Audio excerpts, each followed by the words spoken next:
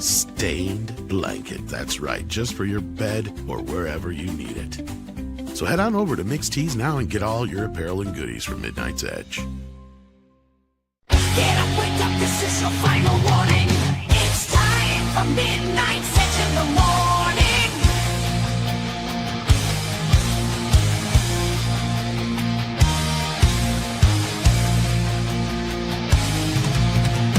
The gang is ready to go and it's time for the show.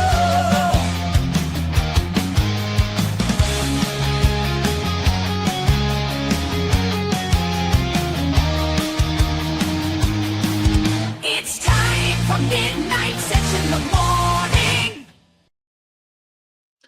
Greetings, everyone, and welcome to Midnight's Edge in the morning as we are approaching the midpoint of August. Joining me for today's stream is Cultured Casino. That's how you know it's Monday. How's it going? Yeah, it's going great. I'm glad to be here. I was up early this morning. I already have 2 videos ready. One is released, one releases later, and I'm trying to compete with Paul now, except I don't have breakfast with me. Indeed. Speaking of Paul, joining us from his special of Canadian Kitchen Nightmares is Mr. Chato. Hello. I thought, why do it from my fortress of solitude? Might as well show you some kitchen stuff. I'm going to be making some coffee for myself while you guys do your work. Why do YouTube the old way? Why? Like, what's the point? So Indeed. I'll It's be in the turning morning. the Let's do a audio cooking on and stream. off so you don't have to listen to me making things. But I am here for you folks and looking forward to today's Midnight's Edge in the morning. Also joining us is Chris Brawley of Bleeding Fool fame. How's it going? Glad to have you. Happy Monday, everybody. I'm here. My coffee's already ready, so I'm going to enjoy the show. Fantastic. And last but not least, someone who was missed last week is Mr. Scribe Light. How's it going with you? Goes all right. My only cooking claim to fame is that I have a homemade blackberry pie in the refrigerator. Ooh. That I was able to purloin. Well, not purloin. I mean, I helped make it. Well, okay. I didn't. I put the crust on the top and the little strips. My sister made all the other stuff, and then I put it together, and it's yummy. Well, And that's that's the all the most cooking I know. important thing. And even Yes. if you just did a tiny little bit to it, your sister did the most, that still makes it homemade. Yes, indeed. Well, Good morning, for everybody. a guy, that's called cooking. Yes, exactly. I did everything that was required of me. Yeah. And Yeah. you brought enough to share, I hope. Well, actually, I was kind of surprised. My sister was like, "No, you can have the whole thing." Wow. Okay. I guess you know, and I'm like, well, hey, now I'm trying to watch my girlish figure, but all Now, right. you know what that means? That means that your sister knows the value of you sharing with the rest of the panel. That's right. That's right. Everybody gets pie today. Yay! Cookies and pie. I like So, yeah, fantastic. And Tom will be joining eventually here, so we are just going to get started. In the meantime, we can begin with welcoming Jesus Rock. I guess that's how you pronounce it. That's a YouTube member, so that's awesome. Jesus Rock, welcome. Yeah. Jesus rocks. And, Yes, yeah, sir. Dr. Long Dongler also sent us a £1.99, reminding everyone to please smash that like. Mark Fields also says for $1.99, hello, wonderful panel, and everyone, positive vibes. Well, thank you, Mark. That's much appreciated. And of course, we extend that to everyone who is listening as well. And Hypergiver 2 says for $10, apparently there's a new Romanian Dracula film out directed by Radu Jude. Apparently, it's gay as hell. Weird how history has proven twice to never trust a Romanian named Radu when it comes to Dracula. Is the first one a reference to the subspecies series? Maybe? That was my first thought too. Yeah, that was indeed my first thought. As for what he is referring to, I believe I saw something of this somewhere, that there is indeed a new Romanian Dracula movie, in addition to the one that's coming, the French Dracula from Luc Besson, which looks awful. And if I'm completely honest, I haven't seen much of this Romanian Dracula, but from the little I saw of it, it looked pretty darn awful as well. I saw some. I was planning on maybe doing a video or something of like the Dracula movies coming this year, and let's see here. We have Deadline Hollywood. Yeah, If you're Dracula- right. Ceausescu back to life. Yeah. That would be a good Romanian vampire movie. It's Yeah, that'd be something. Deadline calls it fellatio filled. Yeah. We see like some clips of it here in the background, and it does look. Some AI. Well, Well, hey, vampires suck, so that makes sense. Yeah. well, these definitely do. That was also a bad movie. Well, Hey Jude makes Dracula bad. He should have sung it. Probably. This looks awful. And Why is It does. C-3PO in this movie? I don't know. Is Daniels in it? Really? I I mean, this is the C-3PO. kind of thing that's going to be absolutely awful or unintentionally hilarious. it's And 3 hours long, so one or the other. It better be wow. hilarious because I ain't going to be there for 3 hours. Yeah. Just saying. Is it as Wow, that's good as pushing War it. of the Worlds? Oh, no. I mean, don't is know. it I mean- is it Dracula watching the events play out through an internet connection? That is a low bar. Oh, man. Yeah, Poor and of Ice Cube. course- Yeah, for those that don't follow, that of course is a reference to Ice Cube's War of the World. A lockdown movie, which you totally can tell is a lockdown movie because it's basically him watching a computer narrating the events as they happen on the computer. So, exciting stuff. It's very exciting stuff. But it's Monday, and that means we have some special features to go into today, such as I'm looking for the banner here. Usually, here we go. We have box office today. So let's start with going into that without any further ado. So, Culture, take us away. Anything exciting happen at the box office this week? Okay. I can't actually, and I will ask you at the appropriate time, but there's something on this list that I can't decide is a good thing or a bad thing. What I know is a good thing for sure, those weapons. Everybody's been raving about it. It had an extraordinary domestic opening at $43.5 million in only 3,200 theaters, which is extraordinary. This is a rated R horror movie at $13,585 per theater. That's extraordinarily high. $43.5 million, and we haven't actually got to the actuals, which will show up later tonight. But this is big, and it has a even bigger number when you look at it with the international numbers. You have $71 million here. That's an awful lot for a rated R film, and it's a pretty big international total, considering that there has been a lack of parity between domestic and international, especially on horror films. So it looks like it is going to, chase a higher number internationally than I would have expected either. So this is a movie that is easily going to get to $100 million, and that's just amazing. It's headed to the moon, and congratulations to Weapons for an amazing start. Anybody have a chance to see it? I didn't get a chance to see it. Anybody here see Weapons? I have not had that chance. I don't yet. watch horror movies. Oh, Anyone other than Paul? Not I. oh no! Oh, and But so I knew it was going to be big because, like I was saying a couple weeks ago, there were 30-minute long speculation dissection videos just on the trailer alone on YouTube by a lot of different channels who were so intrigued by the trailer that didn't tell you what was going on. That was one of the big things about that trailer, was it enticed you into wondering what the mystery was. And I think the budget on this thing was like, what, $40 million or something, supposedly. Yeah, 38 million. Yeah. Yeah, it costs like way less than you would imagine, and it didn't even have an enormous promotion budget. I mean, it was really slender. So this is one of those that is going to do very, very well on 38 million. It's already over 70 million globally, which It's darn close to paying back its budget already. That's how good the budget and marketing. That's how good this thing is. So I think it's an My event. understanding is that the director is well known, and his previous Kreigler. Yeah.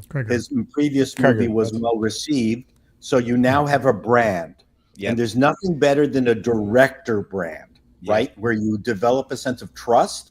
In that, it's sort of like Wes Anderson, although his stuff has kind of fallen off the edge. Yeah, the brand you don't want is Ari Aster, but that's Well, it started out strong, but I think this weapons, it was that marketing campaign that kind of was made good, this an event, and I think that we've talked about, and you, especially youth culture, have talked about attendance down over time at the movies, and I think that people wait for these kinds of movies that are going to be a special experience, a special event. Regardless of what the content was, the marketing of it worked. Yeah, it was a movie, and that got people in. I mean, we don't have movies anymore. We have a lot of targeted audience movies, and most of the time they miss the target. So this landed really well. Again, 43.5 million in the North American market in only 3,200 theaters. Imagine that, 1,000 less theaters than what Disney pulls or any of the other big franchise movies, and it does franchise numbers. How does it beat out Freakier Friday? Easily, apparently, and look. Jamie Curtis is a little salty about getting a lot of negative reviews on Freakier Friday. In fact, that's the film I think is going to do surprisingly flat business, and I'll show you why. And this is how we're starting to see the parity situation change between domestic and international audience. We're also seeing how films are performing early because of this particular film. It only did $29 million in the box office this weekend to open, under 30 million. This is a Disney movie. This is a massive Disney movie. International did half at 15.5 million. Again, we're not at those parity numbers that we are supposed to get on performance, which means, well, the rest of the globe is in a bad place as far as economics go, but they just aren't interested in a lot of these, flat films that are basic garbage that they know better than we do. They aren't going to the garbage anymore. Well, Jamie Lee Curtis now at her age is doing unintentional horror films. That's true. Yeah, I feel like that's true. But what I think is also true is that this opening weekend is kind of exposing the fact that by including the Thursday preview number of $3 million into the August 8th, the Friday number, and making it 12.7 million, if you look at these numbers, this was only going to be $9 million. On Saturday, it was only going to be $9 million. And if you look at Sunday, that's a normal Sunday fall off. So this film is flat. It had flat performance when it opened. And if you start to look at these films, when you take the additional money from Thursday and you don't add it into Friday, you can look at it and say, okay, so the fall off isn't that bad. Was there a fall off here? Yeah. No, there really wasn't, because this would have been, without this $3 million, it would have been what? 9 million what? Yeah, exactly. So it would have been this tiny little fall off, and you wouldn't have what we're seeing now, which is, things that unintentionally send a bad sign that this film isn't going to have staying power or isn't good. And so again, my thing has always been numbers, and when I pay attention to them, this film is flat. This film was flat through the weekend, which means the fall off next weekend is going to be extraordinary. And because of when this premiered in North America, everybody's going back to school. So next weekend, I mean, that might be it for this movie. Yeah.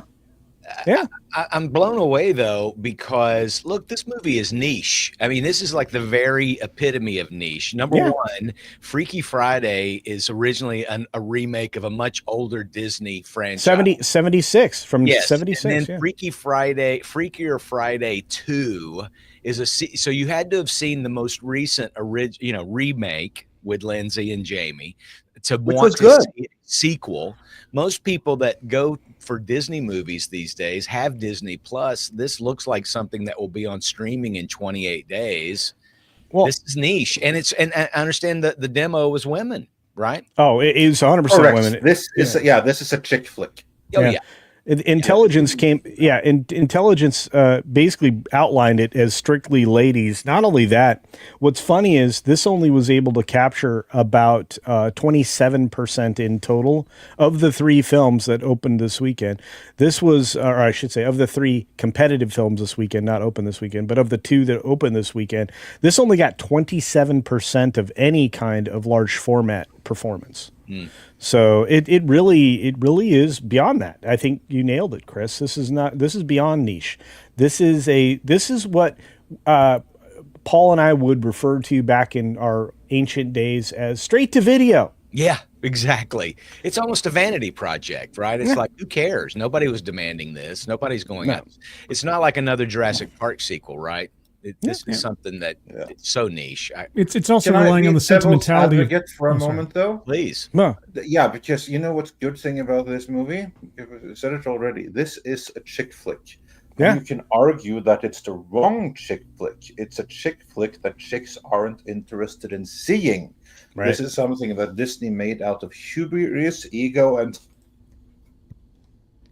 Yeah, you're right. yeah, exactly. I was finished. I just internet ticked up there for a second.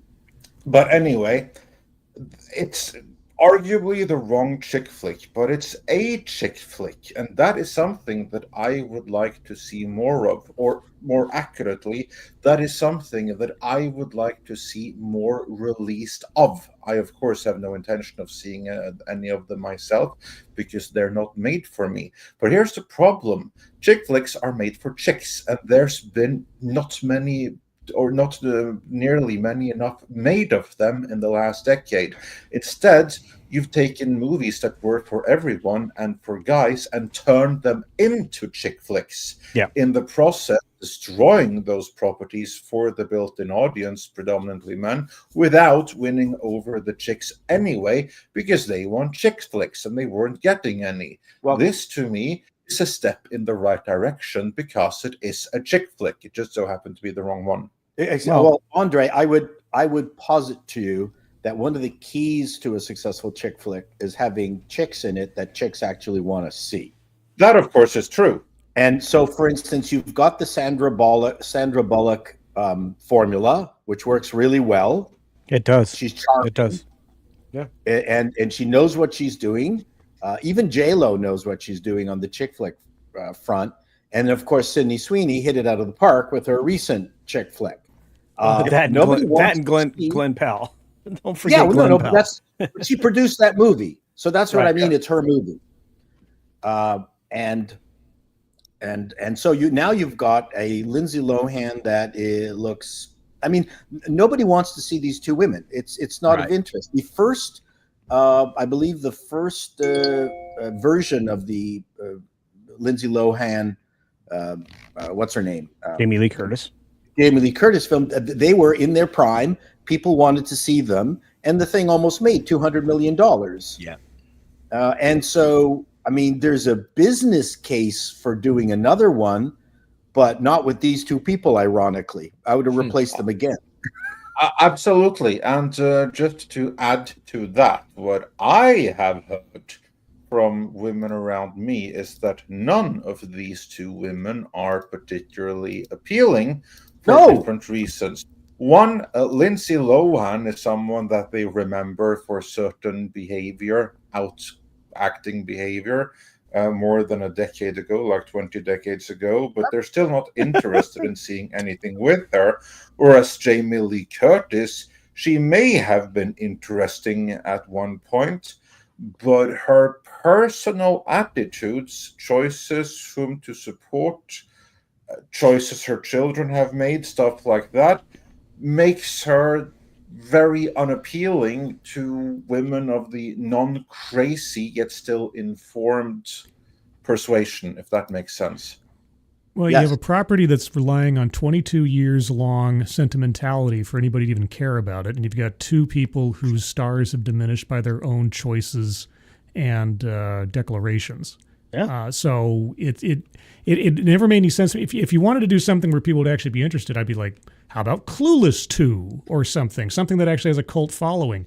It may have made a whole bunch of money back in 2003, but I haven't heard anybody like, gee, remember Freaky Friday with Jamie Lee Curtis? This is such a great movie. Boy, let's watch that again this weekend. And the key too is the Jurassic Park movies. The dinosaurs don't look worse over time. That could be argued in the recent one. that can be debated. They age well. Well, don't wreck my jokes, guys. Oh, sorry. Pardon. Oh, sorry. I apologize. Jesus, I forgot my place. Dinosaurs, yeah, fucking hell. Yeah, you need dinosaurs in your dinosaur movie. That's right. Actually, if it was a dinosaur version of Freaky Friday. Oh, there you go. The Land Before Time meets Freaky Friday. That'd be great. Land Before Time Freaked Out. There you go. That's freaky. Anyway, what I find fascinating is that this movie opened in 3,975 theaters. So it had an actual national wide open, as wide as you can get, and still only scored 7,200 per theater for a lousy $29 million. And Disney is probably trying to figure out a way to not lose money on this. So, does anyone know what the exit score was? No. Jamie Lee Curtis is definitely salty about the reviews, though. She is. What's she saying? I dropped the link in the private chat, but you tell us, girl. Yeah, she thinks they're a tad harsh.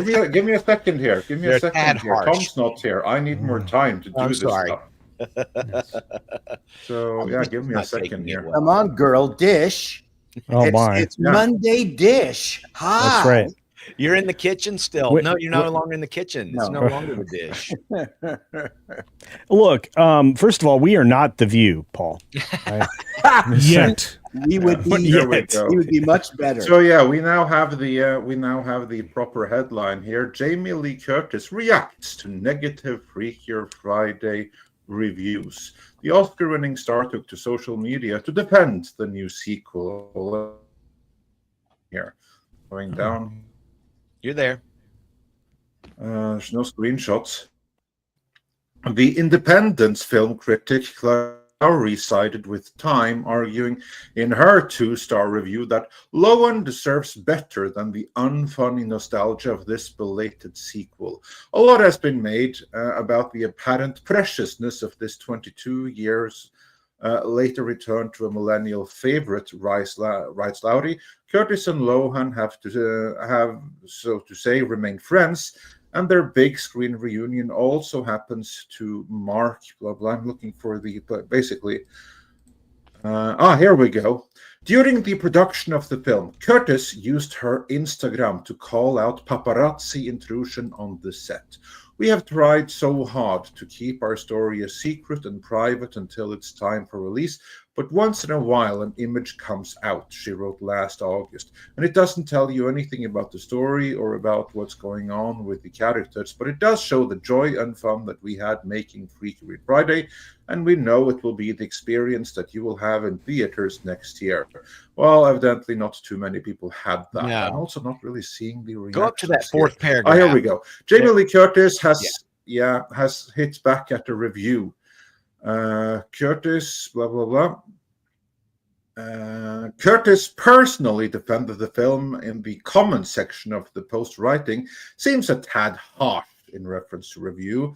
The Oscar-winning actor added, some people love it, me being one. Well, that's some defense right there. So yeah, so she goes to Time Magazine's review. So it's Time Magazine's review on Instagram, and she's on there in the comments section defending the movie. She needs a new agent. She needs a brain transplant. But I just look, no matter what anybody says, the worst affront to honesty when it comes to this particular film is the fact that Collider is claiming that this film is broken even already. Oh. It cost $42 million that earned a global number of $45 million. It is at least it's at least $60 million, behind breaking even. So I'm tired of these outlets lying about what break even is on movies. Oh, it made its budget back. No, it didn't. I'm really But tired okay. of that. That argument keeps going around culture. Like with Superman and Fantastic Four, which I know you're going to get to in a minute. Yeah, we I had will. people blocking me because I just politely said that you got to do at least twice what the production and marketing budget was to break even, because the cinemas keep half the money. And of course, the simps run in and say, well, it's toy sales and partnerships and all No. that. And so then I post clearance stickered toys, for both movies. Next thing you know, it's an instant block from a pair of them. So it's ridiculous that this has to continue to be trained or taught. But Collider is one of the worst about never bringing that up. They never bring it up. No one ever wants to say, yes, the theaters keep half the ticket sales. I blame Paul for that. I do. Why For not? Paul's fault. Because Because and it's funny. Actors should not get salty over reviews. films like this. Anyway, this is like Pretty in Pink. The lawyer who, the whatever her name was, that lawyer in Pink. What was that called? Lawyer in Pink. I mean, Legally Blonde. Legally Blonde. Yes. So. I mean, these are supposed to be light, entertaining movies. You shouldn't. I mean, if they don't work, they don't work. And none of these are Oscar-worthy movies. Not that Well, you can just see Jamie sitting there with a glass of wine, a little tipsy, and reading it, just wanting to respond. She's doing it on her phone. It's right there. A little tipsy. She's getting old. Yes, she's obviously in her cups when she's writing this stuff. Whew, okay, we're kind today. Speaking of kind, nothing's been kind to the Fantastic Four. The Feige female framework has not been working out since Endgame, and the gynocentric garbage is being flushed by all audiences. And when you look at Fantastic Four, it got flushed again to the tune of 60%. It fell 67% last weekend and 60% this weekend. And they are begging this thing to at least break even, and it's not going to. At a poor $15,500,000, which will probably be adjusted down since Disney somehow gets the benefit of the doubt in estimates, and they always seem to go down these days. The $230 million domestic is being touted for some reason, but this is a real problem because its own performance is setting the bottom of the trend line. And if this ever comes up, because the numbers is running slow this morning, we are only looking at $434 million in performance globally on this movie. This is not a great start after 3 weeks. This should be well beyond these numbers. And this has got no prayer of getting anywhere close to $1 billion. For all those people who said this will be the return to $1 billion, I'm like, no, it really won't. Here's the bottom of the trend line, kids. When you look at it, it is the bottom of the trend line. It's performing below the cone of happiness. And this is not great. This is not good. This is, and when you compare this to Superman, there's no comparison, which is because it's just that bad. So far, the top 10 grossing movies of the year, it's number 7. I don't think there have been any more than 7 big budget releases this year. And if you look at this, it was 67% fall off from the first week and 60% off from the second week, and the per theater earnings just are falling like a rock. They've already taken it out of several hundred theaters this last weekend. There's a reason for that, because it's dead. Yep. We can't even pretend anymore.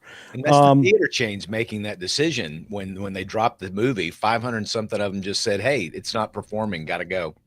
Well, and look, I mean, we still have theaters showing it. You're just going to have to crowd into that, that other theater, room to see it. And look, I mean, this is the other problem. I'm going to keep falling back on this. Thursday's performance, again, this is a preview performance of $24.4 million. They add that into this Friday, and it immediately looks like a catastrophe. They have got to stop this practice. Whoever decided this was a plan, this is a bad plan. because it's not doing any good. In fact, this would have been an up number, an uptick in number had they not added this to what Friday was, right? You wouldn't have this artificial $13,000 per theater performance. You would have had something more in the $8,000 or $9,000 telling the audience the truth. And well, of course, everybody in the business, but they don't do that anymore. And like I said, I mean, when you look at a column of red numbers, that's not something fun for the exhibitors. So 61% fall off on the third Friday. Third Saturday is a 58% fall off, and overall fall off of 61% again on the third Sunday. I don't know what to say, folks, other than this movie's toast.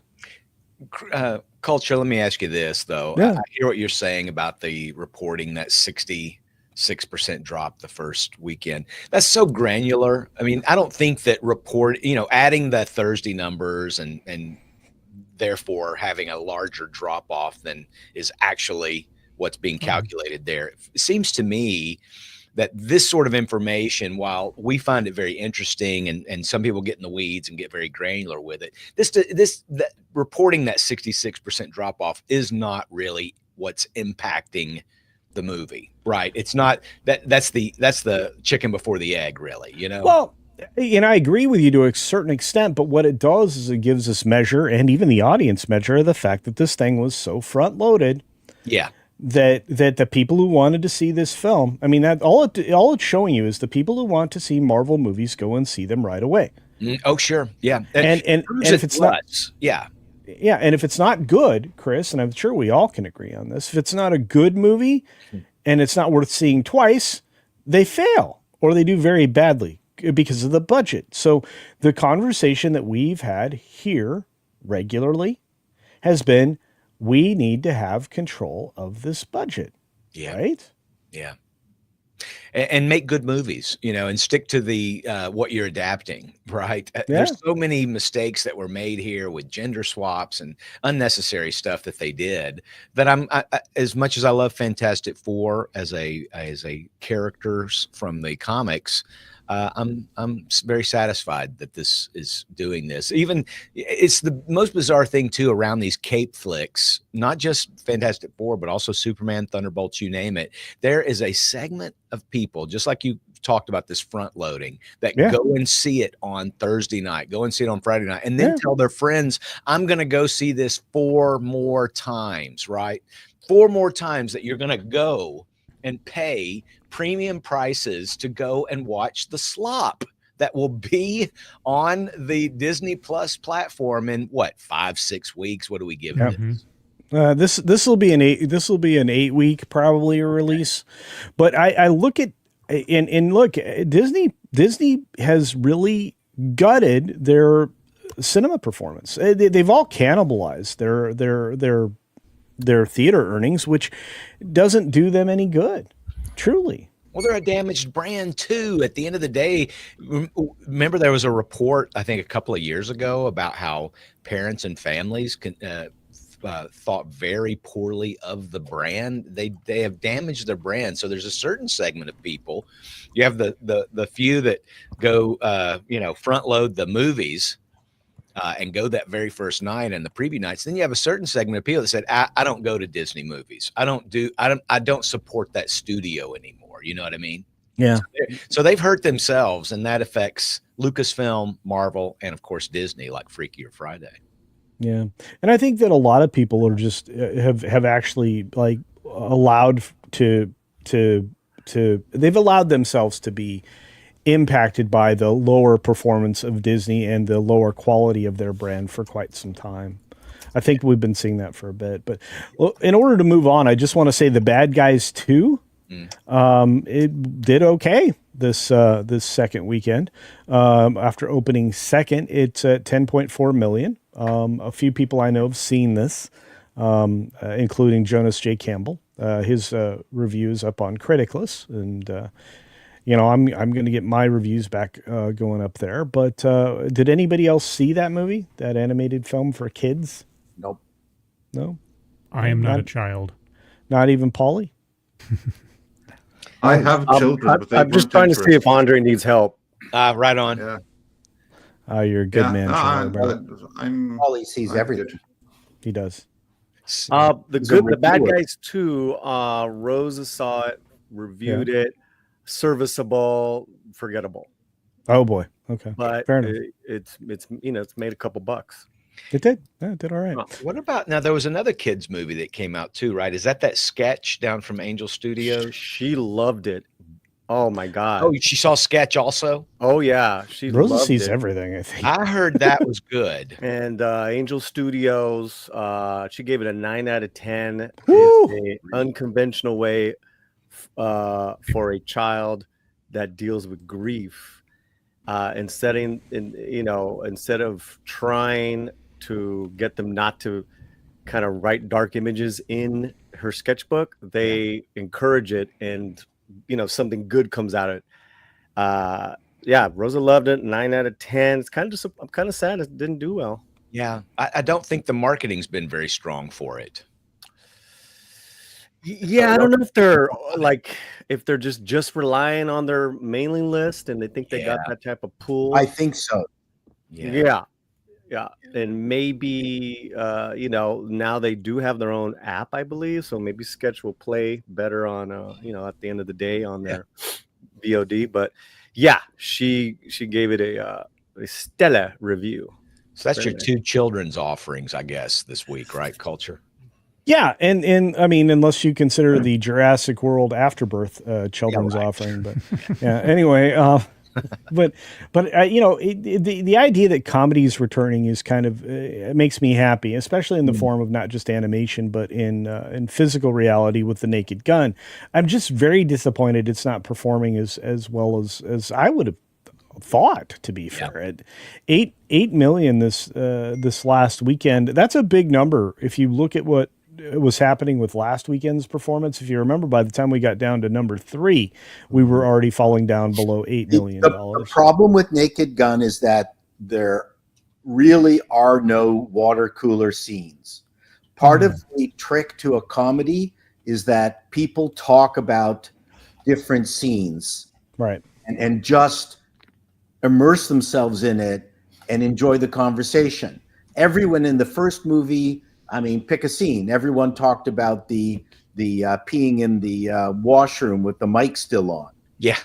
Right? I mean... Yeah, but I'm thinking, Paul, that comedy has a home now in streaming, and horror is now that water cooler talk.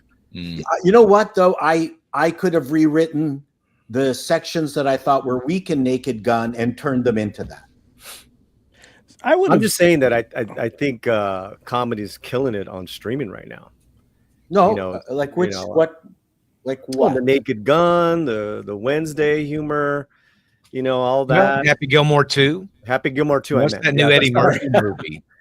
Happy Gilmore 2 was like in the billions of views. Yeah.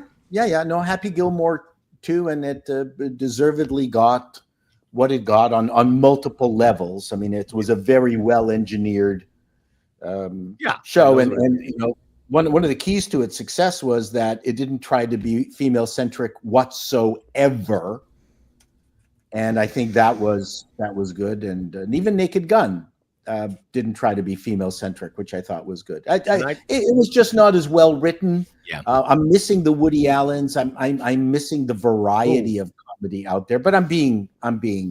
Let's celebrate what we've got, and hopefully it gets expanded on. And like I said, hopefully there's a Farrelly brothers, a new group of young talent out there that will be allowed to chart their own course. Well, hear me out too, guys. Did anyone see Weapons? No. We actually we actually commented on that. I was trying to get somebody's opinion. I didn't have a chance. So. Oh, there's a lot of humor in that film, and That's great comedy, great horror right now has a lot of humor going on. Companion, Weapons, Final Destination. I mean, it is dark and twisted, but people loving that. Yeah. There's so many uncomfortable comedic, uncomfortable, disturbing scenes in that film and weapons, and then someone does or says something, and it is, and then the whole audience just cracked up. Highly recommend Weapons. Yeah, I mean, humor works well when it's juxtaposition humor. So when you're dealing with horror, you have a very good opportunity. Well, it's a double-edged sword. You got to make sure that the horror still remains horrific, right? Mm-hmm.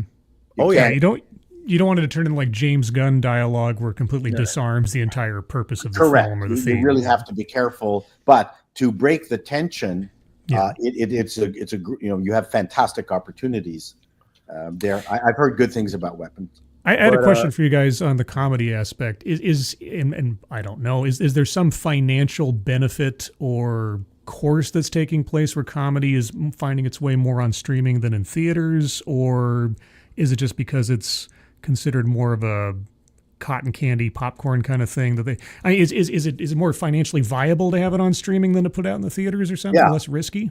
Yep. Okay. It's all prepaid. Okay. But are we going to get a Ghostbusters out there? Is Lorne Michaels going to be able to pull together? I mean, he did an awful lot he took ton of risks. There's really all that stuff now would go to streaming, like that the woman who was androgynous, you didn't know whether she was male or female. It's Pat. Yeah, Pat. That was like, why is that a movie? Yeah. Mm-hmm. Yeah. But it would be fine on streaming. Yes. So Stuart Smalley saves the world. Yes. Yeah. Perfect. Oh, can I say something about Freakier Friday? Speaking of my mom and my sister went Saturday night. They didn't like it. Yeah. And they're going off the nostalgia flames because my sister. Yeah, I was curious about that. Like, how much nostalgia is it really? Because what I heard from the women around me is that the original, that was fun, but they didn't love it. They didn't feel any need to revisit it. Plus, Lindsay Lohan was never appealing, and Jamie Lee Curtis has ceased to be appealing because of her very outspoken attitudes on certain issues. Lindsay Lohan was very hot at the time. She was coming off of The Love Bug, and a very, very public car exit that had some extra viewing opportunities. Yes. Yeah. Oh yeah. There was that, and then the one where she played twins, another Disney remake. Yep. Yeah, that was a second screen opportunity right there. She was very hot at the time, and she was good.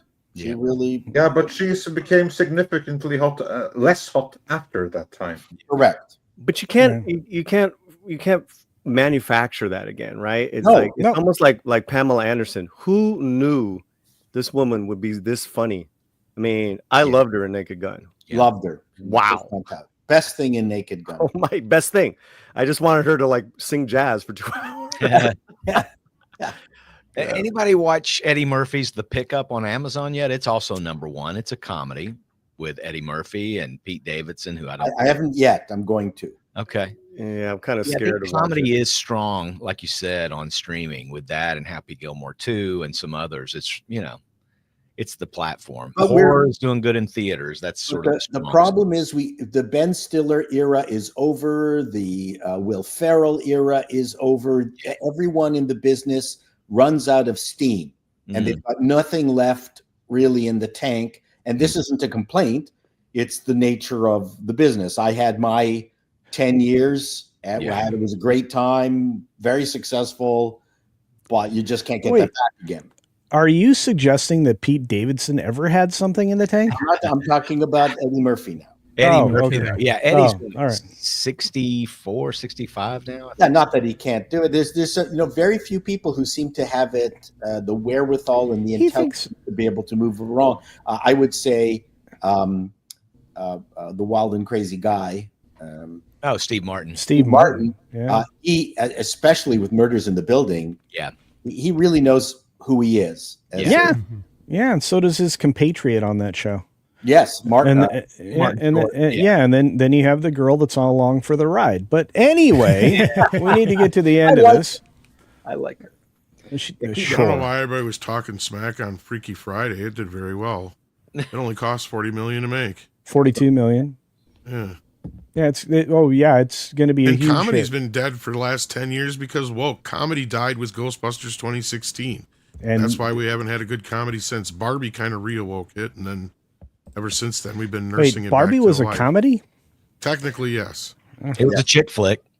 It was a man-hating And when movie. it comes to horror and comedy, did everybody forget about the Scream era? Exactly. Hey, welcome, Tom. Yeah, okay. it's You're like here, buddy. like I'm here. Yeah, you are. Overslept. That's all right. Look, I'm going to wrap up the box office real quickly because unfortunately I'm running out of time. But Superman is still hanging in there, $7.9 million. It still has a pretty good trajectory as compared to Fantastic Four, who has a falling trajectory. At $331 million domestically, it is really performing well in the U.S. Outside the U.S., it's not even close to parity, which is a real problem. This is why movies are going to have to adapt, because the rest of the globe either doesn't care anymore or doesn't have enough money to go and see it. Plus, they're taking full advantage of streaming baloney sausage, and I think we're going to start seeing an increase in something that most people don't want to talk about: piracy. Oh, I thought you meant painful rectal itch. No, I have that all the time. Anyway, Jurassic's Afterbirth is still hanging in there, $4.7 million.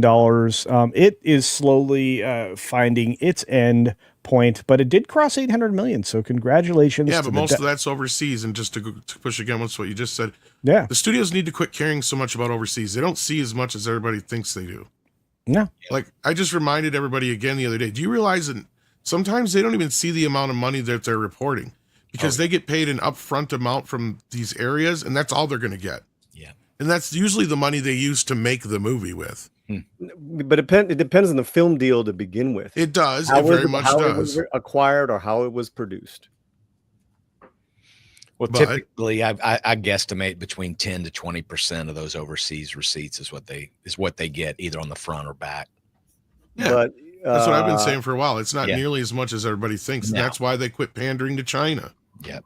That's why, but that's why it just looks good to themselves that, hey, we hit It's just bragging rights. 800 Exactly. million. Yeah, exactly. How did F1 do? It went back to IMAX this weekend, right? They don't But break it's Popped in actually right there at number 8. There yeah, you go. it's in number 8. Yeah, and it did well. 2.9 million, $3 million on a movie. I'm telling you right now, F1 could just perform all year round. I don't know why you would take that out of theaters. Yeah. Incredible film. Best blockbuster film of the year for me. Yeah, That reminds me, on the topic of Superman, isn't Superman coming back into IMAX or something like that by popular demand? I believe It is, I saw some and- Probably or just before it something like hits that. streaming, I bet. Right. Yeah. It is, Yeah. and then Weapons is holding for the next week because of the demand of Weapons. Yeah, because I was a little disappointed that they decided to go with was it the 26th? I think they decided for PVOD for Superman. That's what But you it's still- said yesterday. Yeah. It's still farther out than what everybody else was saying, just like I said. No, I said the 26th. I said that weeks ago. Yep. I said Yes, that but- weeks ago. I was the only one that said that weeks ago. yes, Well, but they've been saying the Paulie, 15th for a while. yes, and I that's know, the but then I problem. was like, no, you guys are wrong. It's the 26th. And that's what I said long time ago. The outlets, the outlets have been misreporting it, Paulie. You had it right. We all had it right. We all are right. I was Go see F1. Anyway, one of the biggest disappointments to me, because it was a body horror film, Yeah. is Neon's Together. yeah. Nobody cared. Nope. I Well, was like- nobody even sees it as a body. I mean, if you haven't seen it, you don't know that's a body horror movie, do you? I felt like it was kind of advertised that way. But Okay. This was an acquired film, though, right? These guys, Neon, yeah. right? Dave Franco and his wife Brie Larson. What's her name? Brie Larson. Allison Brie. Allison Brie. Brie Larson. Yeah. Allison Well, Brie. there was some brie in there, so Yeah. Right. Brie cheese. Some kind of cheese. There was a cheese in there. Cheese. They Feta. you know, The this feta. is Her name's their- Feta. Yeah, this was their project, and they got it funded. Yeah. And they got it sold. So they've made their money, and Well, they spent 18 on it. What's it earned? I can't quite see it on the screen there. Oh, it has earned, sorry about that. It has earned 17. Yeah. They still got a ways to go. What are we No, talking not about really. They got bought out. They got sold bought the out. project. Yeah, Oh, they okay. sold the Right. project. Yeah, good. Yeah. Well, And it- whoever's distributing it still has a ways to go if they want Neon. to get it back. Yeah. Yeah, Neon. And Neon has kind of become the new A24 for me. You know what I mean? Like they've Mhm. started doing some movies that I normally would have thought A24 would have been doing a few years ago. I don't know. Yeah. Could just be me. No, I got you. Unfortunately, everything else is kind of also ran territory. Yeah. But overall, I mean, you were still looking at a disappointing 37 films, $130 million, you know, in the summer. This is the summer. We're supposed to be like $200 million. I don't know look, I do know what's going on. People aren't going to the movies anymore. And they're not going because they're not intrigued. There's not something there for them, or they don't believe that Hollywood's capable of producing it anymore. Those are the things that I take away from it. I don't know if you guys take away something different. Well, I mean, Weapons proves that people can be intrigued and want to be intrigued. The problem is that, the mainstream stuff just does not capture anybody's attention, or is just so obviously retreads, either literally in the case of Freakier Friday, or they've lost all confidence in the comic book industry films, and the quiet boycott continues. And it just, so like the Weapons, Revenge of the Sith, the people's trying to get excited for Spider-Man. The audience is there, but you actually have to offer them something they want to see, or give them incentives to want to uncover the mystery of it. Well, And so those mechanisms still exist, but they just don't know how to use them anymore, seemingly not. And one of the things I see here with Weapons is yet another original film that Warner Brothers put out there that they're making bank on.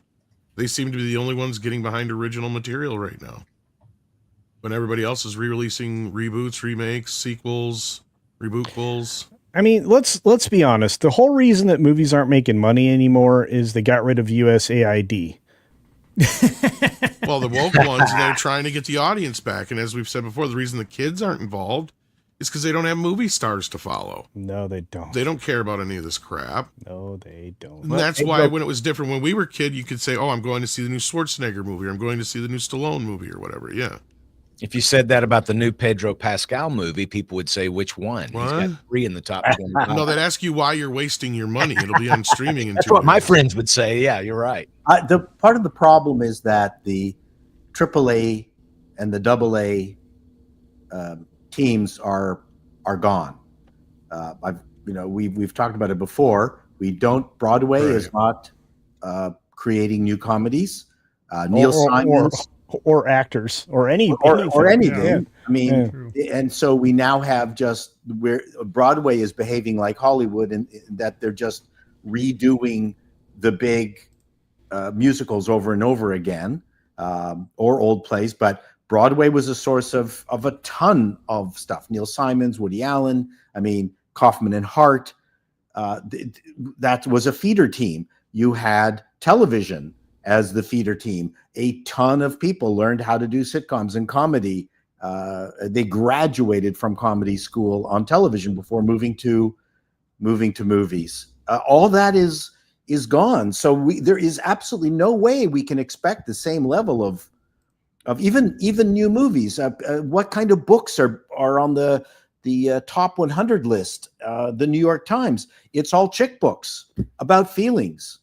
There's no that wrestler book. I can never remember anything anymore from the guy from upstate New York. He now lives in Canada, actually, according to Garp. Weird shit like that, right? John Irving. Women don't write like John Irving. They don't write like Roth.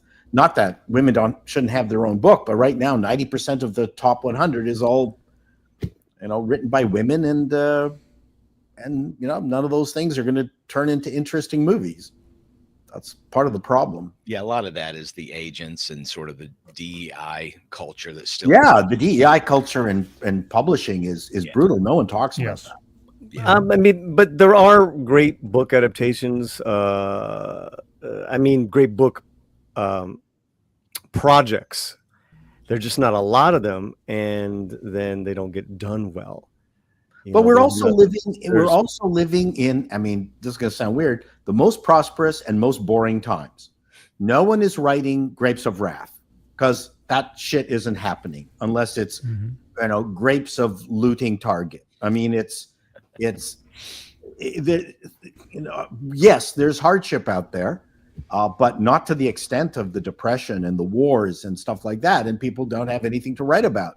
That's No, emotion. and you have the we're same- suffering from abundance is the problem. Yeah, Yeah, we I was just are. gonna say you have the same problem with books that you have with streaming. Only it happened first because the moment everybody could self-publish on Amazon, and people kind of moved away from just reading in general. Now the lowest common denominator is all that really sells, right? That's why Twilight and shit like that became huge, and nobody's reading movies like Jaws or The Godfather anymore because you don't have that collective. When was the last time there was a collective novel that actually brought everybody together? It was either Harry Potter or Twilight. And that's how low we've gotten to this point where it's like, oh, so a children's book and a smut novel that's a ripoff of another franchise. Game of The other Thrones. way around. Game of Thrones. Yeah, And it's then, like, that's the reason oh yeah, why Game of Thrones, but how Zaslav- many years ago was that? That's the reason why Zaslav is saying Harry Potter next 10 years. I know, but I'm agreeing with Paul. Like, I remember, like, any movie in the pre 2000s, you pop it in 9.9 times out of 10, it says based on the novel, some other weird fucking name you never heard of, Right. by such and such. Like, unless it was a Stephen King or a Grisham or a Michael Crichton. It's all anime and Magna now. Yeah, and And that's what I was going to say, is it all went from being based on a novel to based on a comic book. But yeah. And if we're talking the Harry Potter series on Warner's, that would never have existed without the first season 1 of Wednesday, because Wednesday came up and they took over or usurped Hogwarts when no one was doing sweet fuck all with Hogwarts. Wednesday came along and came up with their ersatz Hogwarts, and I'm sure Warner Brothers went, holy shit, we've done nothing with this property. And it was right after that they got the announcement that they presented the announcement that they were going to do the books right after Wednesday. Yeah, now there's they've broken up the latest season in 2 halves, and they've already announced season 3. Well, there was another change between there too, Paul, and that was a change of regime. No, Right. I get That it. was, but- I think, a bigger thing. No, I agree with you that they definitely paid attention to that. And that's probably why it ended up becoming a TV series and not a movie Yes. series. Yep. But yeah, you're right. It was just sitting there languishing outside of the Fantastic Beasts for how many years? Yeah, and the Fantastic Beasts was not Hogwarts, but Hogwarts is really where all the money is. Yeah, we should have a series or 2 by now called Hogwarts, and they should be in Yes. like their 5th season. Well, You're I not wrong. think part of it might also be the fact that J.K. Rowling was toxic for the woke regimes that Oh, existed yes. prior to all this. You're So absolutely doing anything that would promote her ideals, her materials, Her up money. until very recently, her money, would have been not persona non grata. Well, look at how the actors who have capitulated to be in it are Mhm. being tarred and feathered by the woke crowd. Michelle Gomez, that's actually a story up on Bleeding Fool right now. She's a voice actor. They're also doing a radio sort of show, Harry Potter. And so she's playing one of the roles on there, Professor McGonagall. And she's taking a check, but she's also saying, I stand with trans people and I support trans rights fully and without hesitation. Now let me cash my check. I mean, it's Oh, the Audible casting? yes, it's You almost sounded like Dale Gribble. That was such a hilarious. bizarre thing going on in Hollywood around this. Jake, I support the trans community. I am a trans ally. This is not a conspiracy. We got to bounce, though. Yeah, You so know, we were losing see. Paulie and we're losing culture. Bye- So yeah, any bye, final Paulie, thoughts bye, on the box culture. office? Just that I'm just disappointed where we are finishing. It's really hard every week to look at 120 to 135 million dollars and recognize that this is the busiest season for cinema outside of the Christmas holiday area. Well, make And- your own goddamn movie culture. I will. Culture. I will. Jeez. I will. I just need that $100 We're million working on dollars it. We're you just waiting promised for you to to lend. croak so we can make Weekend at Paul's. Yeah. Wow. Potatoes. We get with Chato.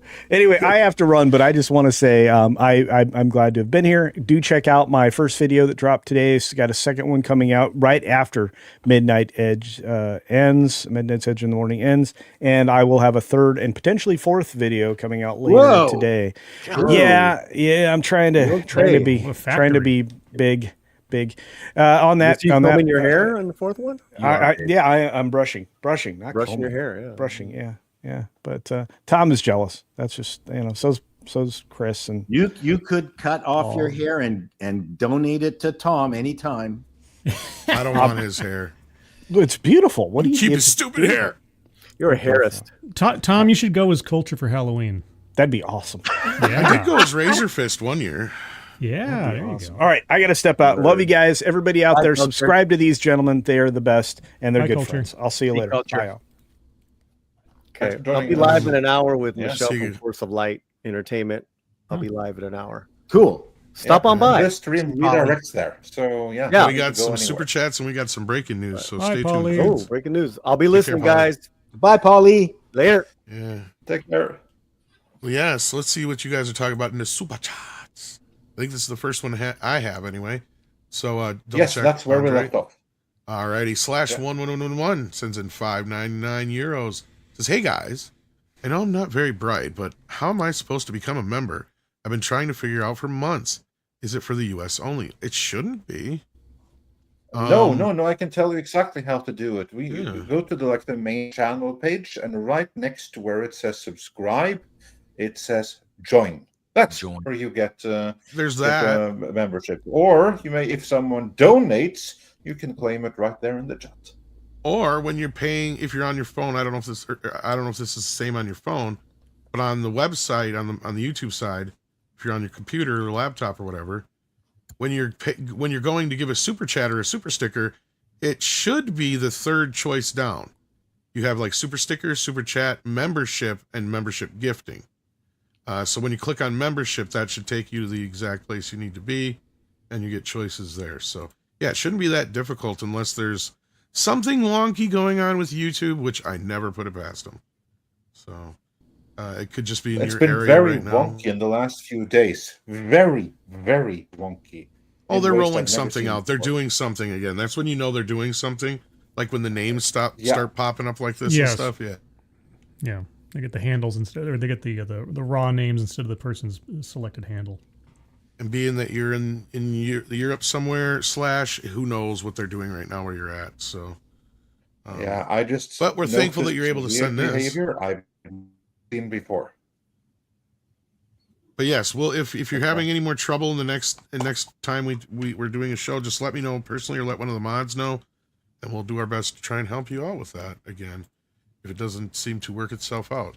Then we got Dark King who says, it's my new 52 member chat. It is. Probably means it'll suck. Oh. Just like the DC comics. If DC is any indication, as he says here. Recent internet drama over Superman's profitability point. Could Culture clear things up? Do we know the budget? Well, the reported budget has consistently been 225. I've heard it was less than that. And that's probably because they had a lot of deals, product placement deals for Superman. And other than that, as far as I know, from what I've talked to people, they all said the same thing. They're very happy with the box office performance of this movie. It performed well within expectations. People are forgetting that, and I know the number one question is how come they got rid of Zack Snyder when those movies made more money? It's like, well, technically they didn't make more money, and that was a completely different regime. And people forget it wasn't Man of Steel that got Zack Snyder fired. It was Batman v Superman's reaction when they were midstream making Justice League. So that's what happened there. People are forgetting that. And the other side of it is these are total different people that made this movie with totally different expectations. And I'm sure Andre's going to say something similar. Absolutely, but specifically on this very question. And first of all, sorry, Dark King, that we didn't get to this when Culture were here, but I can clear it up anyway. Because you have a couple of different rules of thumb that you can use when you try to calculate the break-even point of a movie. Now, of course, internally in the studio, they know the exact break-even point. We on the outside, we can use some approximations, some rules of thumbs. There are a couple ones out there, like for instance, production cost times 3, or production plus, and that of course then includes the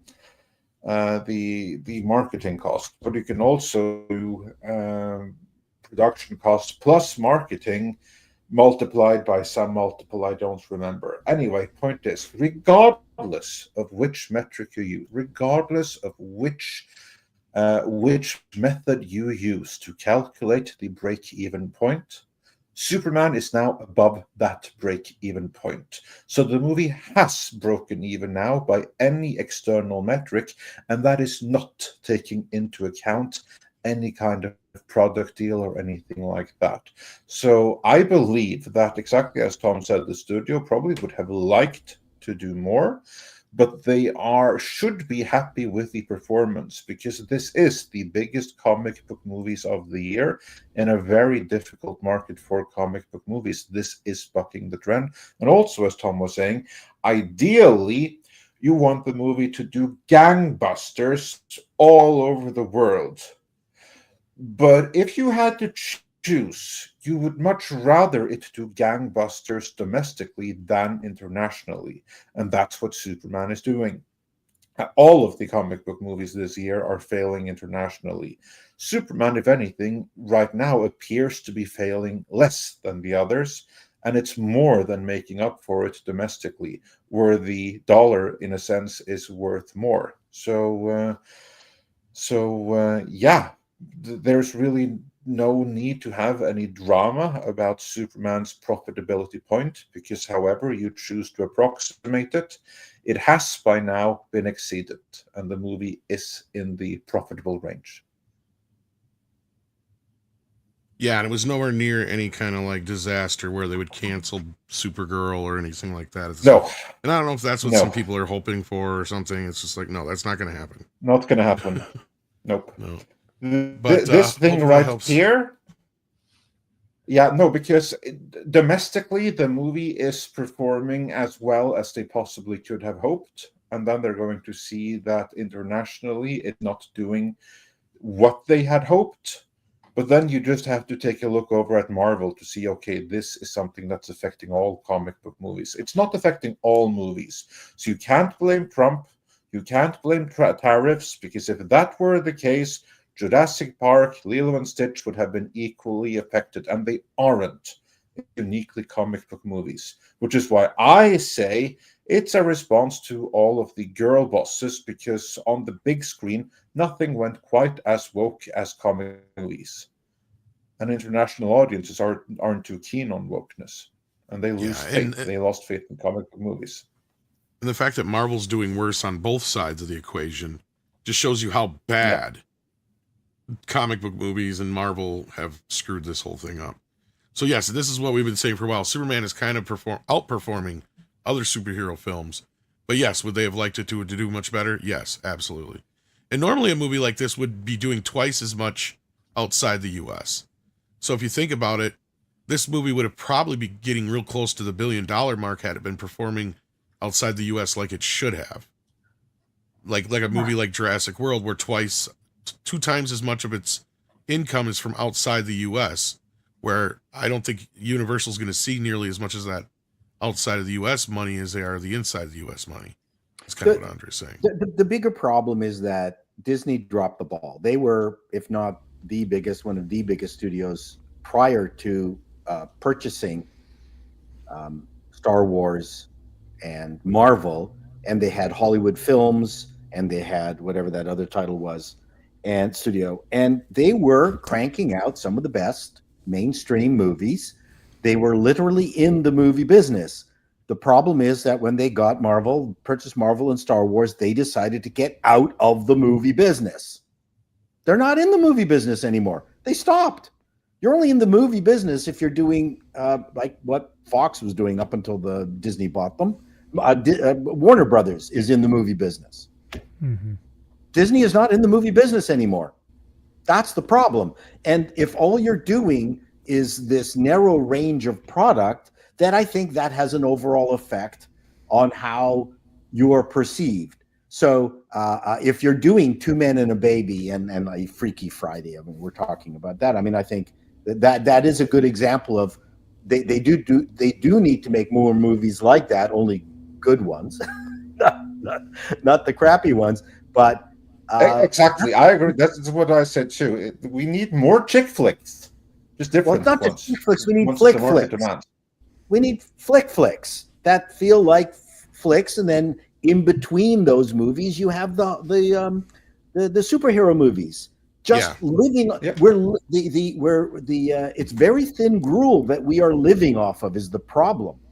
Mm-hmm. We're not getting like the American Pies or the Dirty Harrys or the the little smaller pictures that don't cost $1 billion to make and don't need $1 billion to perform. And that's where Naked Gun and some of these other films, I like Freakier Friday. It may not be a good film, but it's doing better than Naked Gun did, which is saying something. So that to me tells me that comedy is on its way back. It's on an upswing. I hope Spinal Tap 2 really benefits from that. So we'll see how the next month or so goes with that. But maybe we'll start seeing more comedies make their way to theaters, especially since Happy Gilmore did as well as it did. I heard you guys, talking a lot about that before I got in here. But yeah, we haven't talked Wednesday yet. And that's another one that's done very well and is very obviously comedy. So yeah, and it's in many ways the new season looks better. I haven't seen all of them because I like to do them days apart. And it's they've done a fairly good job. I think the sophomore season might be the sophomore jinx, at least in the case of Wednesday, is over. They did a very smart thing in that they decided not to redo the first series and just make it another detective show around Wednesday. They've now brought her family in and turned it into an Addams Family movie. Mm-hmm. And Pugsley, which I only vaguely remembered in the first movie, he did nothing.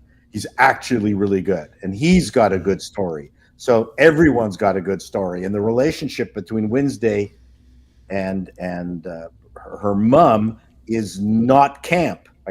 Okay, there were some very serious discussions, even though they revolved around her crazy powers. I went, okay, that was some impressive piece of writing there.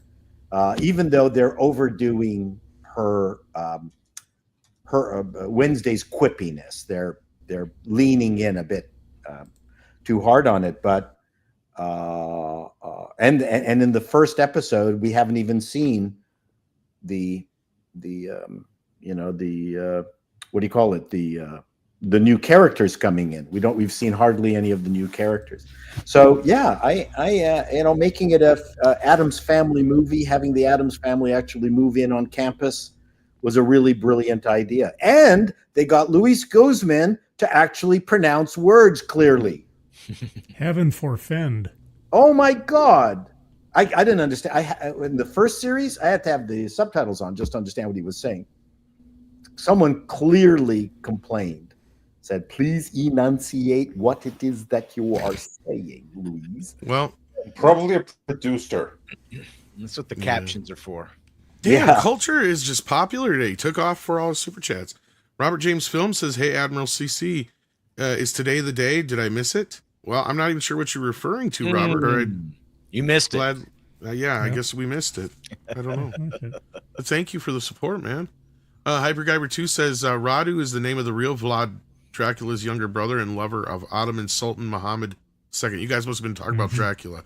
Were you guys talking about the fellatio Dracula? Talking about the Romanian Dracula that looks like a complete and total joke, even worse than Luc Besson's Dracula. I haven't seen the trailer thing, but I did see something about like all the fellatio in it or some shit. I don't know. Deadline. Vlad's brother was Trevor. I know that. And he's gay as hell, or what?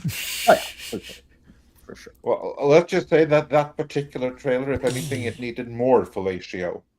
Trevor the Impaler implies Brings a something whole completely new different. the Impaler. Oh, When no. are we gonna get we've got enough Draculas already. When are we gonna get some good vampire remakes besides Dracula, like a Polish vampire in Burbank? Like, come on. Nobody knows that one? See? Exactly. That's that why was it's prime oddly for a remake. specific. Is that a Yeah. You thing? never heard of It's that a film? movie? It is a movie. No. It is A a Polish very vampire. a Polish vampire in Burbank. They should remake the Vampire Killers. I can't believe Paul has never heard of this movie. It was I've a very never low heard of that. it was a very no budget movie that actually like made some money back in the day, and it was on television all the time. It's been in like kind of like it's on DVD, but like I don't know why they There it haven't done is. anything with it since. But yeah. Oh my God, it Yeah. looks horrible. Yeah, it is. It's fucking horrible. It's about this vampire basically like it uses as biting your first victim as a allegory for virginity.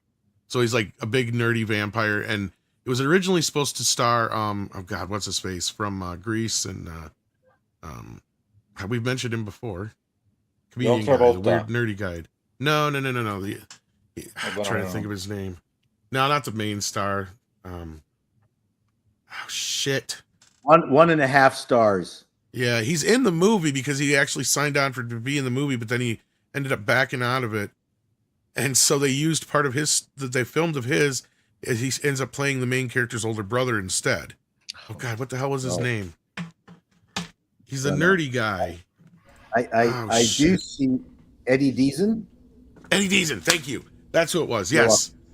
So Deason was supposed to be the main star, and then as they got making the movie, he didn't want to make it anymore.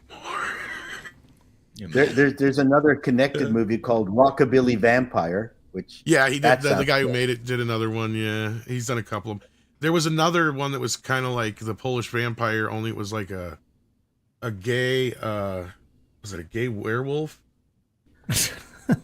Yeah, like this guy was like doing this shit way back when. Like, Oh, yeah, this is like early 80s, late 70s, somewhere in there. So like, yeah, he was clearly making this shit to appeal to like the village, crowd. Sounds But, like a like, box set. Needs a box set. Yeah, okay. Yeah. It does. I'm surprised Paul has not even heard it because it's just like this crazy wacky movie that cost like $1.05 and it made a buttload of money because it was on television constantly.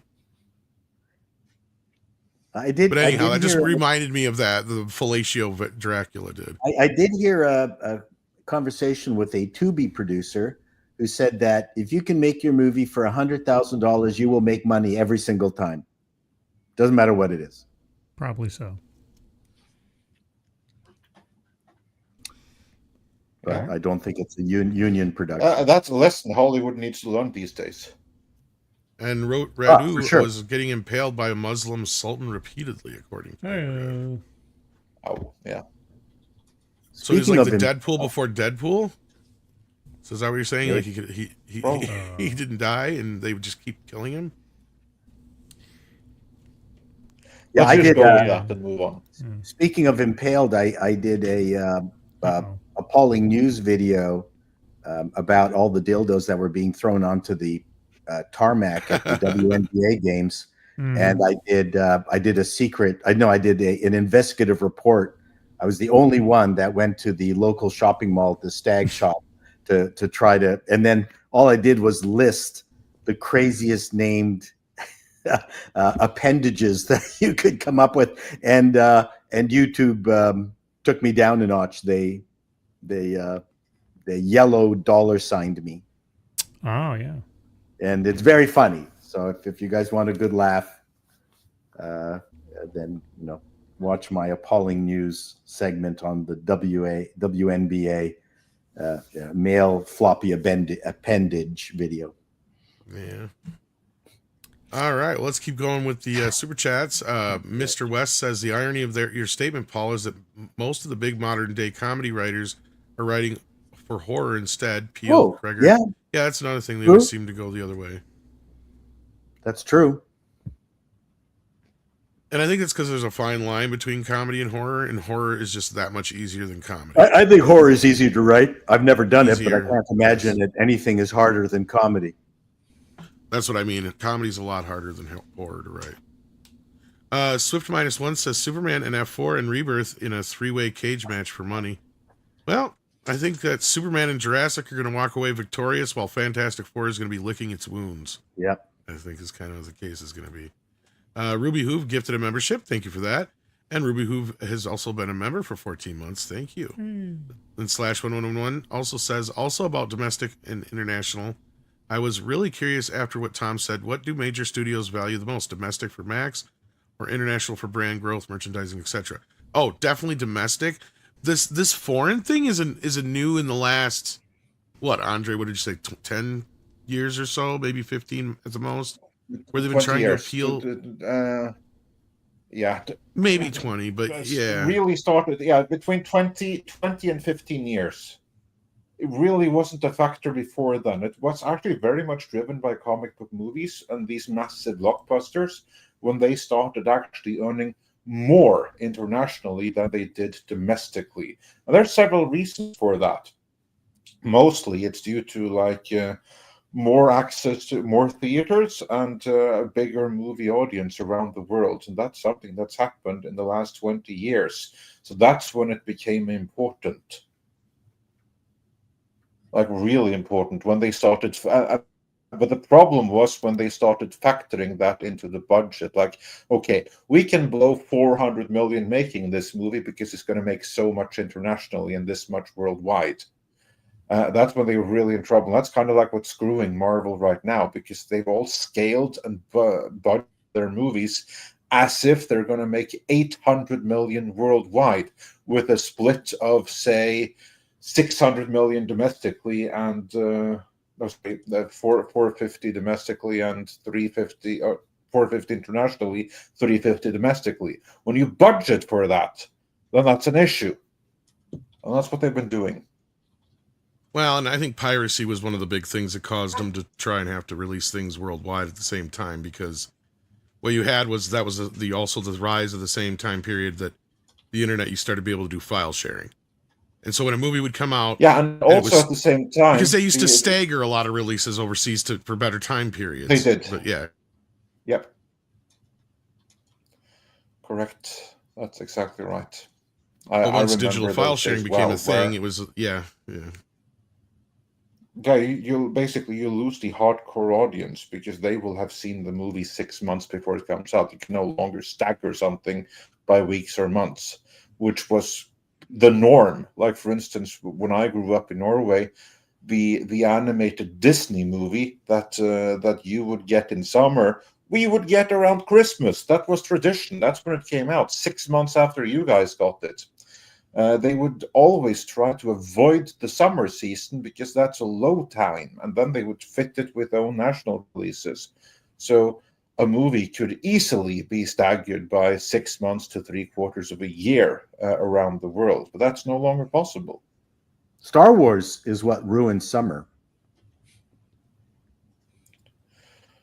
Before my time, but yeah, that could very well be.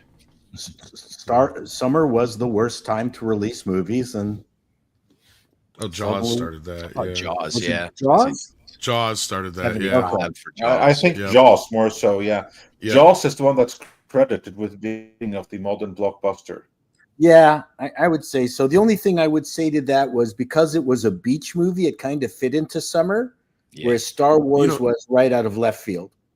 Which is funny because I think the only reason it was released in summer is because the movie ran over budget and time.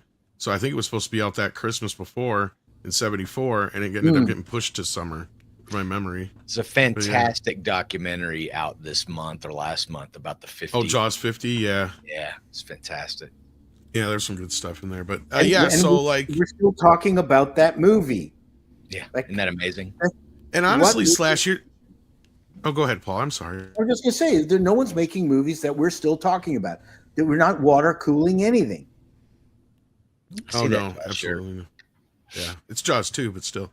But no, so I guess to answer your question, here's the other thing with the international. I will side with the domestic, because as we get into rights issues, as Andre and I learn, there's times where outside the U.S., a lot of these companies don't even own the rights. So just because a movie may be released by them, it either gets bought up by whoever owns the rights over there so they can release it in that territory, or it doesn't even get released in that territory, right? because we're digging into like the Freddy Krueger rights. And guess what? Outside the U.S., Warner Brothers owns the rights in the U.K., but they don't technically own the rights anymore to Freddy in the U.S. So there's a real messy situation right there. So yeah, like this is a common thing that people don't talk about. And this is what I was getting at earlier when I said a lot of times they just pre-sell the movie in these markets. So the amount of money that they're bragging about making or not making is just that. It's not really anything they're making and putting in their own pocket. They already got paid from that district. Mr. Brawley and I have to. Oh, as I say, Mr. Crowley and I. Yeah, Mr. well, Brawley and I before have you to guys take go, off. we'll put a pin on the super chats because we actually have a bit of breaking news I want to get your reaction to on the way out the door. Because they keep trying to make this Noah Centineo guy a thing.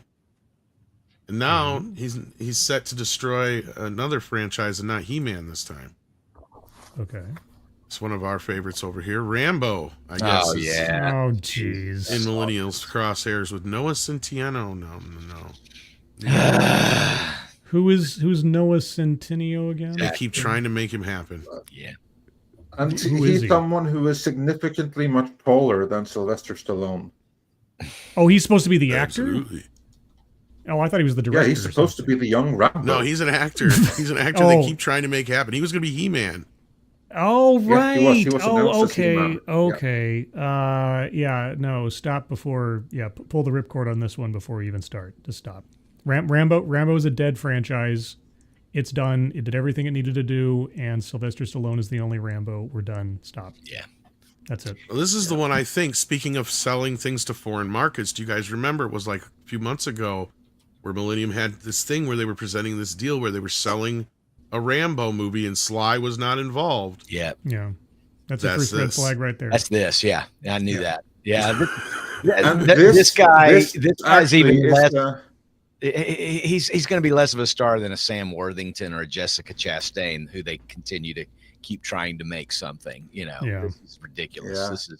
This is dead on And arrival. this movie here, if and when it gets made, just like the previous Rambo movies, it really doesn't matter what this one does internationally, because this is the kind of thing where the only performance that matters is the domestic performance, because everywhere else it's being pre-sold, and the studio gets only what it's pre-sold for and not 1 cent otherwise. So this is one of those, a star example of the cases where domestic actually matters more, because the international, a lump sum. I know you guys know for sure the friend of the show, Chuck Dixon, has written a script called First Kill. Yes. Which is John Rambo in the military, his first kill while he's in active duty in Vietnam. And that's what, if you're going to do something, that's what you need to do. And I don't recommend they do anything else with this brand, honestly. I mean, we had an animated series and a video game. We don't need anything else. But if they did do First Kill, take Chuck Dixon's, they did a graphic novel out of it, and have Stallone produce it. But if they're going to go that route. Not only that, have him bookend it and do the whole thing. Yeah. The whole Chuck Dixon story as a flashback. Flashback. You One big Sylvester flashback. Stallone Yes. So then you call it First and Last Blood, because then it's a movie that closes everything, beginning and the end. Chuck Dixon would have no problem rewriting his graphic novel into such a script. Yep. Well, got a bell on that. Thanks for giving me bad news today, Tom. I appreciate that. Glad you made it. Check out more bad news. You know what this reminds me of? What? Yeah. No, I was just gonna say this thing. The Hannibal Lecter prequel, the one that came out around 2007 or something, which actually, the Hannibal Rising it was called, which actually is based on a novel, so it has that level of authenticity. But the actor who was playing Hannibal Lecter in it was like a foot taller than was Anthony Hopkins. So it was very difficult to accept him, because he was just so much taller. Like, what the hell happened to Hannibal Lecter since he shrunk so much from when he was young to when he became an older man? It's like the same thing with this guy. Noah Centineo freaking towers over Stallone. Yeah, and the actor that played Hannibal in that one passed away, unfortunately, not too long ago, or a couple years You know, back. Stallone was up on. Oh, did he? Yeah. When Stallone did that movie with Sandra Bullock, though, he was standing on stuff so that he would be taller than her. Maybe it wouldn't matter. I don't know. The Militia Stallone, Man, you mean? Stallone was always bigger than life on the screen. He's one of those actors where Absolutely. people were always shocked at how short he was in real life. He didn't look it. He really presented big. Yeah, Hmm. that's true. He did it better than Tom Cruise, and Tom Cruise did the same I think thing. so. Yeah. Even when he was standing next to Dolph He Lundgren, did the same thing in. Yep. you give Stallone credit. He actually did the camera angle that allowed him to sort of like look up to Dolph Lundgren. I mean, that not a lot of shorter actors would have had the guts to do that. But the joke is more important than anything else. That's right. No, but it also made him. Service of the gag. It helped make guys like Hulk Hogan and Carl Weathers and, as you just pointed out, Dolph Lundgren and others look much bigger than they really are. Oh, because they're throwing around this Hogan little is Italian big. guy. Yeah. Hogan is Hogan big. Was big. No, but he's big. But In I the mean, like, movie, look at he's like that's the 8 thing feet is when he tall. picks up, when he picks up Sylvester Stallone in Rocky 3, Sylvester Stallone looks like a child. He does. Yeah. I mean, I think Hulk Hogan was like 6'7" or something. He was tall. Yeah. Oh, he was huge. Yeah. That was the thing. I He wasn't loved very him on coordinated, Tarzan. but he was huge. Yeah. Yeah. But so yeah, am I looking forward to this new? Go ahead, Chris. You're about to say something. Well, somebody pointed out the other day that the Hulk Hogan rock and roll wrestling cartoon, all of the wrestlers now on that cartoon are dead. What? Oh, thanks, Chris. wow. Well, I had to Yeah, top it's Tom's depressing, bad man. news as I depart. I okay. needed to Well, drop all that right. to you guys. Sorry, Yeah. so. Thanks, Chris. I do got to go at chrisbrawley.com, at bleedingfool.com, bleedingfool, you know, the huge. We've got news that if you didn't get enough here on Midnight's Edge, there's a little bit more over on bleedingfool.com. You can check out. Yeah. Bye, Chris. Take care, Chris. See Tom, Andre, Paul, enjoyed it. Hi, We got a Chris. few more super chats to And get through. I here. got we a school almost You as got a well. part as well. Thanks Yep, for joining. I got to get back to the wonderful world. So 12:30. So hopefully I'll try to get it to Polly so we can redirect. But 12:30 p.m. Pacific time, 3:30 p.m. Eastern time this afternoon. Next episode of DEI Death Watch. I got some news stories out of Nashville. We got a sorority DEI chair that is apparently having some real trouble in maintaining her position in the modern day.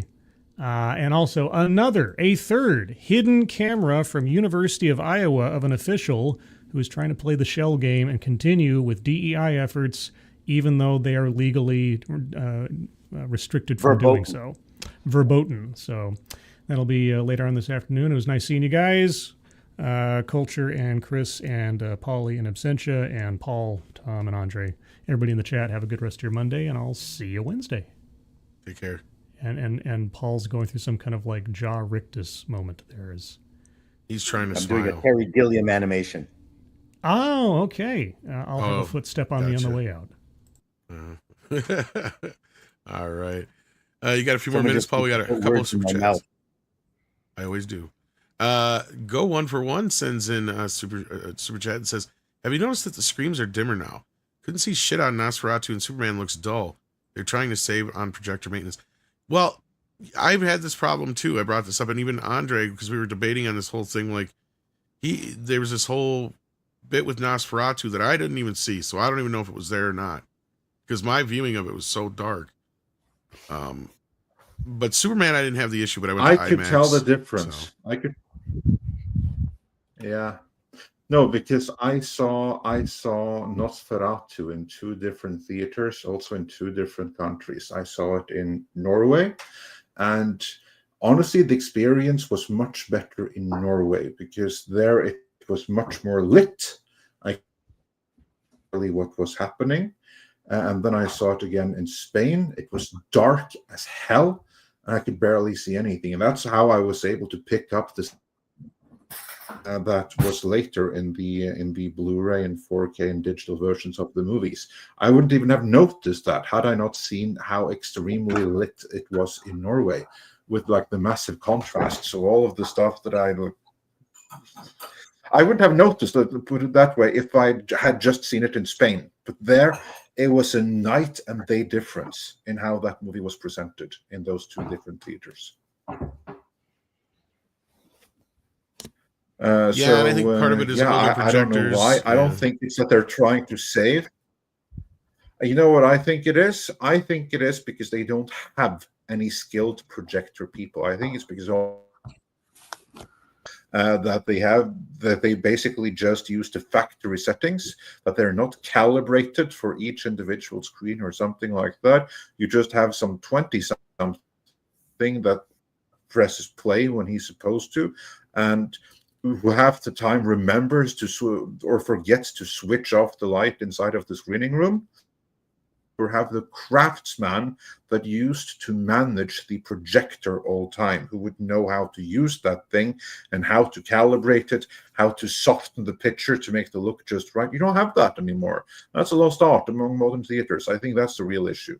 My speculation. Mm-hmm. Yeah, no, there's that, and I think part of it is also a lot of these projectors are getting old, because a lot of these, you got to remember, these theaters were fitted out 10, 15, 20 years ago, and so their projectors are 10, 15, 20 years.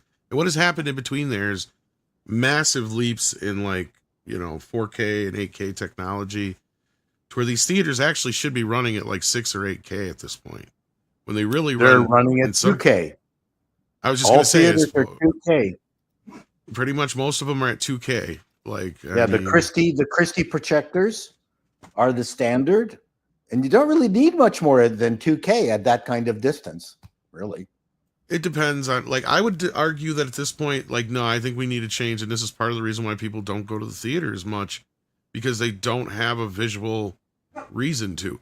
Now, if theaters were actually doing laser projection with 6 or 8K, and it looked better than my television at home, that would get me to go out to see more. The movies are shot, are the cinematography is dull, and the depth of field is overdone. And you go take a look at any of the Technicolor movies of the era, and they are a bright,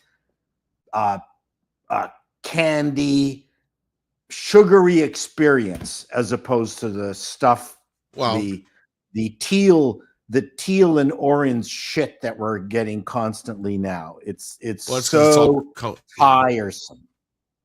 Well, between being shot on digital, all color corrected the same way, and all that other bullshit, this is what we've said before, why streaming shows look no different than movies, and they need to put a little bit more into them.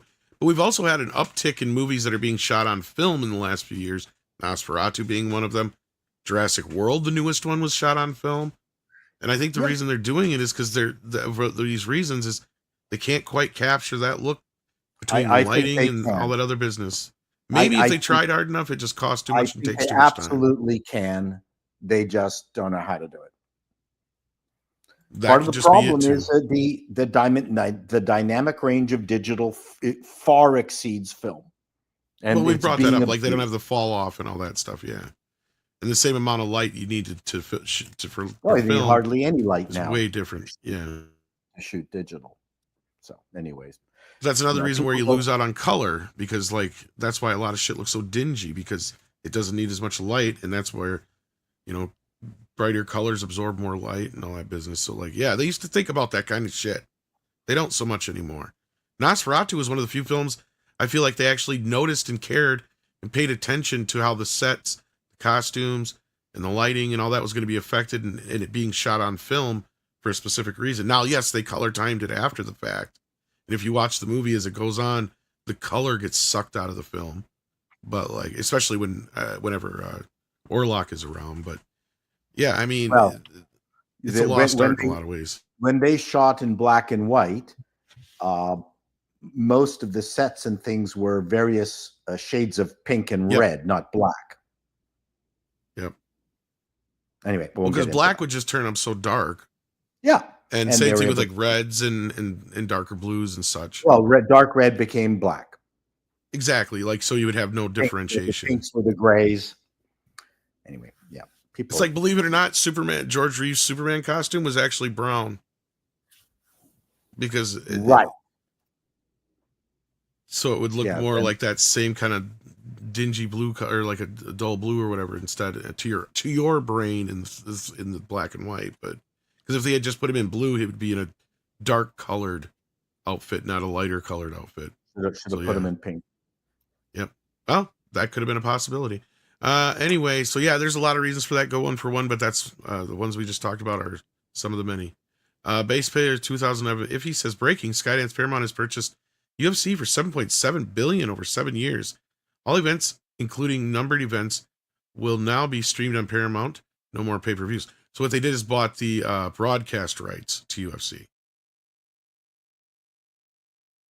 Well, that's a smart move on their part to get some sports Nice involved. to have daddy's money. Yeah. And we got M. Miller here who says Ellison it has the opportunity for future of Paramount today and send a signal that will boost that share price and win audience goodwill. Well, I'm not sure what he's referring to is a meeting that is. He's referring to a meeting between Skydance and Alex Kurtzman today. More details on that in a video to be released very soon. As soon as the sponsor approves. But anyway, yes, very soon. So yeah. All right. So yeah, as far as the bump in their share price, I don't know about that. That's going to take a lot more than that. Star Trek is not as a big of a kid on the block as it used to be, but it could be again someday. Jesus Davila gifted a membership. Thank you for that. And then Nicholas Horton says, Hail Andre, Tom, Paul. Heard early reviews for Red Sonja movie ain't been good. Well, it's funny you mentioned that because it did a very shitty cam leaked online, did it not, Andre? He's having it's been released in Russia already, and so that's brilliant. First in the country where you have the most piracy, so great plan there. Yeah, I mean, did we expect it to be any good? And then it's coming on to the US one night only on Wednesday. Of course, wouldn't it be on streaming in like 2 weeks there or something like that? Yeah. Yes, exactly. 2 weeks from now. Yeah. So there you go, kids. And that wraps up our super chats on this end. Let me double check the Rumble side. But we look good over there. So thank you so much, guys, for the support. And Andre, we have a video coming up, as you said, is hopefully sooner than later. And Paul, do you have anything coming up that you want to hopefully to a plug? You're muted. I can put words. I did my review of Wednesday a few days after its release, but again, along the lines of why are we waiting 3 years per season? Yes, the business model of streaming is screwed up. We've talked about that. It's not that it's not fixable, but my favorite model was the network TV model. It was run like a machine, and we've lost that. But independent of that, the Wednesday season 2 looks, to be fun. Looks like the producers know what they're doing, and it's not the Addams Family from the cartoons. Don't even think about that. It's a Wednesday is what it is. It's the Wednesday Mystery Theater Addams Family is what it is, which is fine. Mysteries are fine. I mean, you're trying to second guess just exactly who the bad guy is and what they're going to do, and that's fine. Lots of spooky supernatural stuff, and looks like it's going to be much more horror. A lot more horror in it than in season 1, which is fine also. So that's not an issue. So watch my review on Call Me Chato for Wednesday, and please check out Appalling News, APAULING News. Like I said earlier, I have a very funny episode featuring sex toys being thrown onto the WNBA court, and that the WNBA has got nothing but problems right now. It's quite a screwed up sports franchise. And sex toys, evidently. Sex toys, and when they stop a game they take a mammoth break because one of the girls got their hair weave torn out of their head. Not even an injury break. Like, there's no injury breaks in sports. The person goes off to the side and they keep playing. Nope. This woman lost her hair weave, her extensions. So they had this mammoth long break in the action. And people go, why aren't people watching women's sports? So anyways, that's it for me. Thanks for having me today. I appreciate it.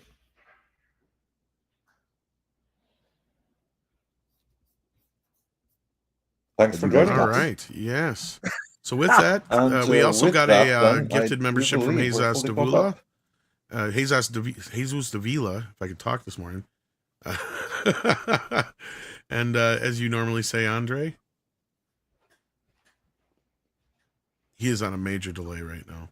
Koalas, rain. Koalas in the rain, koalas in the rain. No fucks given. Koalas in the rain.